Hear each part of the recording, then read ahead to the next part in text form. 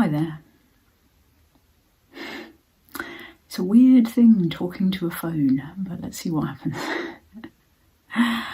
Okay, so I'm Maichi Siddi and I live at Taraloka. So that's mostly what I do. I live and work in team-based right livelihood, and I create the conditions for women to deepen their Dharma practice. You know, that's what I do with my life. And sometimes I also engage in activism. So I've organised and participated in a number of sort of meditative direct actions around the environmental situation. It's often protests at banks with Buddhists or other meditators. Why banks? Because some banks choose to fund companies that do things like cut down the Amazon rainforest and fracking and developing new sources of fossil fuel. And mostly their customers do not realise that's what they're doing. They don't know that's where their money goes, and that's what they're supporting. So I've also joined in with larger protests like the ones around COP26 in Glasgow in November. A whole different kettle of fish. So my experience of engaging with meditative street protest around the environmental situation, like especially with Sangha, is it's a powerful form of practice. Like I'm publicly bearing witness to my values, but modelling a dharmic response. It's like you're sitting there, you're meditating, you're like the opposite of aggressive. You're sitting there with openness, without anger, without blame. And for me, what's really important is just sitting there as an act in its own right, without having a fixed agenda, without needing a particular outcome. So for me, they have felt like I'm just doing an act that is good in its own right, like a puja or a meditation. Like you don't need an outcome from a puja, do you? So that's what I do enjoy and appreciate. And I don't enjoy or feel aligned with kind of mass protests with mob negative emotionality. That's really not my thing. So I have thought about this quite a lot, strangely enough. So personally, I can only engage with activism as a dynamic interplay between wisdom and compassion. So the compassion aspect is obvious. If there is an objective situation with living beings dying and suffering, and if there's a way that I can alleviate that, well, I want to do it. Why would I not want to do it? For me, it's a matter of my personal integrity. If I don't respond, I ignore it. Like, ignorance, ignoring. Doing nothing is an act of ignoring, and it will have consequences. And for me, ignoring just doesn't feel ethical. If I just carry on as usual with my comfortable lifestyle, even my comfortable Buddhist lifestyle, I'm complicit, I'm consenting. I would also say it's a matter of Triratna's collective integrity. I often feel haunted by what happened with the Catholic Church during the Nazi Holocaust. They just went along with something that was seriously evil because that's what their society was doing. It feels to me the same with the ecological crisis. There's a choice between going along with it or not. And generally, our society doesn't want to be aware of it, and Triratna is part of this society. Ignoring it is normal. And I just wonder, how will that feel looking back 100 years from now? I mean, I just think of when I'm at the end of my life, is there anything that I will really regret? Actually, I will really regret if I said nothing, if I did nothing. But this area of complicity, I mean, it's, in a way, it's unavoidable. I am complicit in the environmental situation.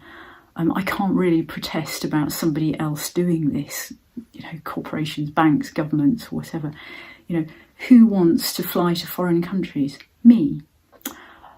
Who wants to buy drinks in single-use plastic so they end up in the ocean? Me. Who wants cheap, good quality clothes and technology? Me.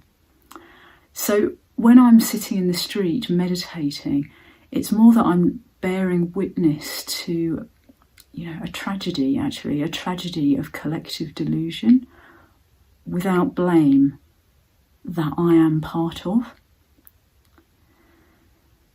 But for me, the wisdom aspect of activism is absolutely essential, the letting go. So it's like I'm sat there in the road in front of the bank or whatever, and I'm letting go. I'm not trying to control or fix. It's like just accepting, that this is what is happening, this heartbreaking dukkha in the world. That these things are happening, they will happen, that conditionality will roll on. Whatever comes into being, all these myriad forms of life will go out of being when the conditions cease, and that is what is happening. And there's a level of reality where that's just okay, because form is emptiness and emptiness is form. And that's not some kind of weird stoicism, but it's something about knowing that the nature of reality is love and awareness and openness, and that things really aren't how we think they are with our deluded minds. And so this sort of love awareness quality to the nature of consciousness, the nature of awareness, it's unlosable. No matter what happens to, what we think of as life on this planet, that aspect of things as they actually are, that is not going to be lost. So I feel that the wisdom aspect, the letting go, is missed by many Buddhist activists, or maybe rejected as undermining compassionate action here and now. For me, it seems essential. The wisdom perspective is the only thing that lets me engage without getting trapped in the near enemies of compassion, guilt, anxiety, overwhelm, whatever.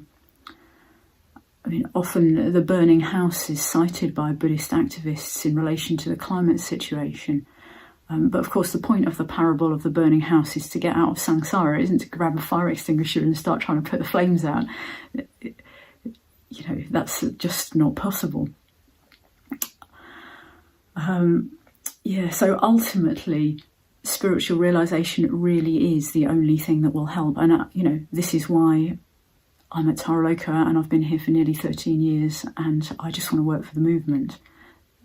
And yet, how can I see this happening to the natural world and not want to respond? It's like compassion says, there must be a response. I have to respond, even though the only thing that will fix it is wisdom, is realization.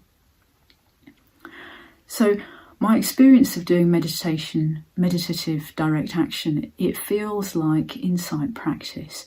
You've got quite an intense situation. It's very public. And internally, I have to hold together the apparent contradictions between wisdom and compassion.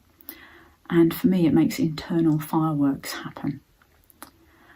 And because when I'm doing this, openness and metta have often been my mental states, it's like you just end up having unexpected, deep connections with total strangers, particularly strangers on the other side.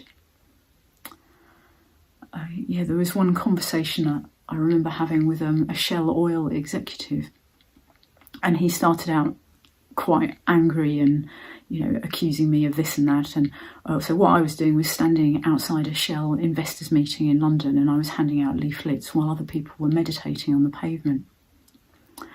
And I wasn't defensive back, and actually I think I just said to him, what would you do? And he just completely softened, and he said, actually, I just really worry about my daughter.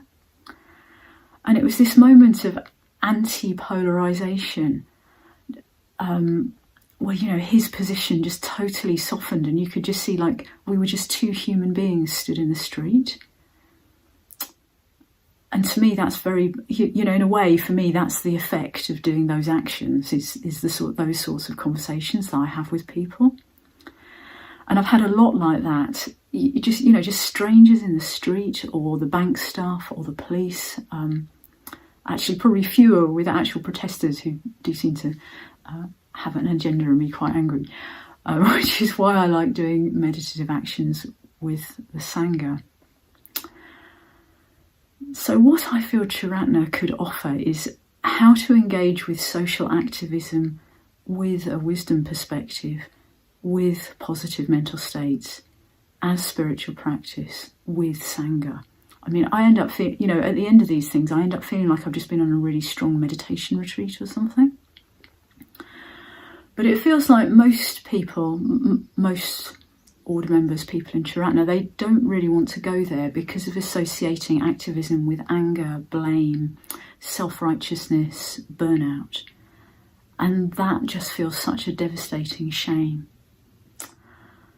Because people do want to do something, and very often they don't know what. So, those mental states, those are dangers, and there are dangers of wrong views about scientific materialism. Misconstruing the Bodhisattva ideal as fix the world, fix the burning house. But just because there are near enemies to activism doesn't mean that there aren't skillful, compassionate, wise, transformative ways of engaging with activism. And, we could model them. It could be really amazing.